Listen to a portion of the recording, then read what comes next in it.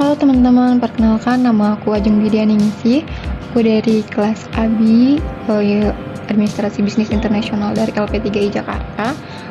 Di sini aku mau menjelaskan beberapa hal terkait rekrutmen dan selection. Nah, definisi dari rekrutmen dan selection itu apa sih teman-teman? Yang pertama, rekrutmen adalah proses menghasilkan suatu kelompok pelamar yang memenuhi syarat untuk pekerjaan organisasional. Yang kedua itu seleksi. Seleksi itu apa sih teman-teman? Nah, seleksi itu adalah proses pemilihan orang-orang yang memiliki kualifikasi yang dibutuhkan untuk mengisi lowongan pekerjaan pada organisasi. Selanjutnya ada tujuan rekrutmen dan selection. Yang pertama itu untuk menyediakan sekelompok calon tenaga kerja atau karyawan yang memenuhi syarat yang qualified dan potensial. Selanjutnya ada mendapatkan calon tenaga kerja yang jujur, berdisiplin, bersemangat, dan dengan penempatan pelamar yang tepat. Selanjutnya ada menjaga agar tetap konsisten dengan strategi, wawasan, dan nilai-nilai perusahaan. Selanjutnya ada untuk membantu mengurangi kemungkinan keluarnya karyawan yang belum lama bekerja atau turnover yang tinggi, atau mendapatkan kandidat yang loyal dan berdedikasi tinggi. Nah, untuk tujuan selanjutnya itu ada untuk mengkoordinasikan upaya perekrutan dengan program seleksi dan pelatihan untuk memenuhi tanggung jawab perusahaan dalam upaya menciptakan kesempatan kerja.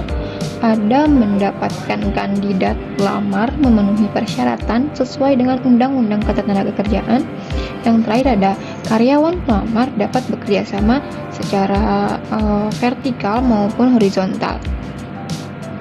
Selanjutnya ada cara pengisian lowongan dapat berupa yang pertama itu relokasi, termasuk transfer atau perubahan penugasan karyawan dalam organisasi. Relokasi juga dapat terjadi tanpa adanya lowongan. Selanjutnya ada upgradation, yaitu kenaikan atau peningkatan grading atau pangkat dengan tanpa perubahan peran karyawan yang dipilih dalam organisasi. Hal ini juga dapat terjadi tanpa adanya lowongan pekerjaan. Selanjutnya ada promosi. Promosi itu apa sih teman-teman? Yaitu kenaikan atau peningkatan baik di sisi kepangkatan maupun berupa perubahan dan pengayaan peran karyawan yang dipilih dalam organisasi.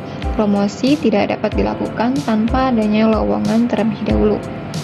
Selanjutnya ada perekrutan, yaitu proses merekrut kandidat yang cocok dari pasar kerja untuk mengisi kekosongan posisi pekerjaan di perusahaan. Perekrutan tidak dapat dilakukan tanpa lowongan terlebih dahulu. Nah, selanjutnya ada resourcing system atau sistem super.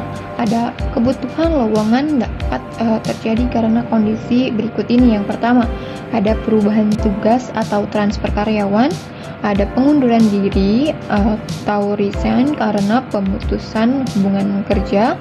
Yang selanjutnya ada promosi karyawan, ada pembuatan divisi, departemen, fungsi atau kegiatan baru, ada memasuki bisnis atau pasar baru, melakukan kontrak atau proyek baru, ekspansi perusahaan, dan yang terakhir ada restrukturisasi organisasi. Yang selanjutnya ada jenis karyawan. Karyawan itu ada berapa jenis sih? Yang pertama itu ada PKWTT, yaitu perjanjian kerja waktu tidak tentu atau biasanya disebut dengan karyawan tetap. Yang kedua ada PKWT, perjanjian kerja waktu tertentu atau biasa disebut dengan karyawan kontrak. Yang selanjutnya ada karyawan trainee. Ini karyawan kontrak yang dipersiapkan untuk posisi tertentu setelah mengikuti pendidikan. Selanjutnya ada karyawan magang atau internship, adalah karyawan yang belajar sambil bekerja.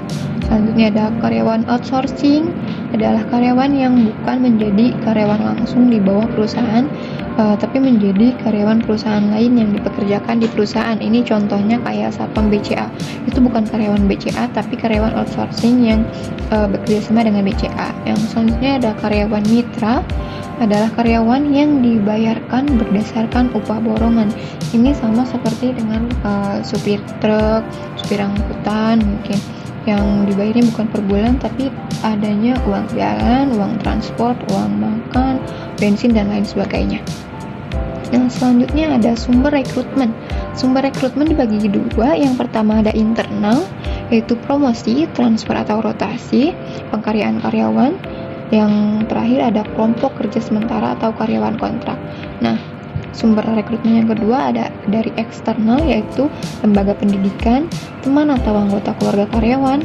Yang ketiga ada lamaran terdahulu yang telah masuk. Yang keempat ada agen tenaga kerja.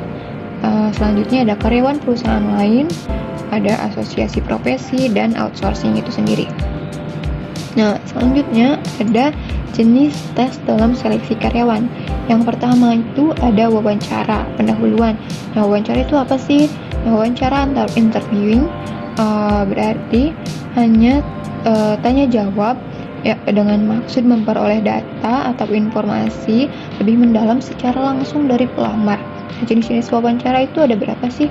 Yang pertama ada unstructured interview atau free interview, adalah wawancara secara bebas tanpa persiapan pertanyaan. Pelamar akan ditanyakan, jadi nggak ada skripnya dulu tuh si pelamar nanyain beberapa pertanyaan si penguji ke pelamar.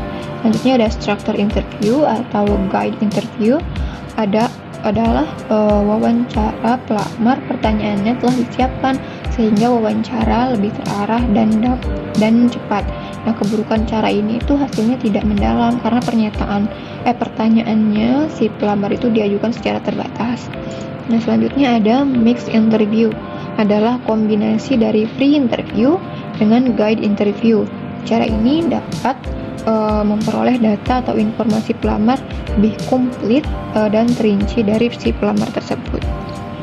Nah, selanjutnya ada physical test atau medical test. Nah, physical test yaitu suatu proses menguji kecakapan yang dimiliki pelamar sesuai dengan kebutuhan jabatan pelamar yang akan diisinya. Contohnya itu kayak tes kebugaran, tes buta warna, dan kesehatan. Yang selanjutnya ada academic test atau knowledge test. Academic test yaitu proses menguji kecakapan pelamar sesuai dengan kebutuhan jabatan pelamar yang akan diisi. Contohnya itu kayak tes menggunakan komputer, tes bahasa Inggris, ada accounting, HR, dan lain sebagainya. Nah, yang selanjutnya ada psychological test atau tes psikologis, yaitu proses menguji tentang kecerdasan atau intelligence, bakat atau aptitude, prestasi atau achievement, minat atau interest, dan kepribadian atau personality dari si pelamar tersebut. Yang kelima ada medical check up atau tes kesehatan. Medical check up yaitu memeriksakan kesehatan fisik si pelamar, itu memenuhi spesifikasi yang telah ditentukan untuk jabatan pelamar yang bersangkutan. Misalnya itu ada tes pendengaran, ada penglihatan atau buta warna, ada penyakit jantung, dan lain-lain sebagainya. Nah, yang selanjutnya ada final interview. Nah, biasanya final interview ini dilakukan oleh atasannya langsung atau si user untuk memperoleh data pelamar lebih mendalam tentang kemampuan pelamar dalam melaksanakan tugas yang akan diberikan ke si pelamar tersebut. Nah, wawancara ini bertujuan untuk mengetahui sejauh mana kemampuan praktis pelamar dalam mengerjakan pekerjaan, dan juga untuk memperoleh gambaran apakah pelamar dapat diajak bekerja sama atau tidak, yang menentukan pelamarnya itu diterima atau tidaknya untuk posisi tersebut. Yang ketujuh ada pemilihan kandidat terpilih dan finalisasi. Nah, jika semua langkah yang sebelumnya telah dilakukan, maka tim sumber daya manusia akan siap untuk menyeleksi kandidat yang sesuai dengan kebutuhan perusahaan. Kemudian menyiapkan penawaran atau offering letter dan kontrak kerja sesuai dengan jabatan. Nah, menyiapkan surat pemberitahuan juga nih si SDM-nya atau ucapan terima kasih kepada kandidat yang belum diterima. Langkah ekstra ini untuk menjadikan citra perusahaan itu lebih baik di mata para pencari kerja itu sendiri. Nah, ketika orang yang dipilih itu dipanggil, yang perlu dilakukan adalah merundingkan gaji dan tunjangan perusahaan seperti uang lembur, asuransi kesehatan, dan lain sebagainya. Nah, mungkin cukup sekian yang bisa aku sampaikan tentang seleksi dan rekrutmen. Terima kasih atas waktunya. Jangan lupa like, comment, and subscribe. Terima kasih teman-teman.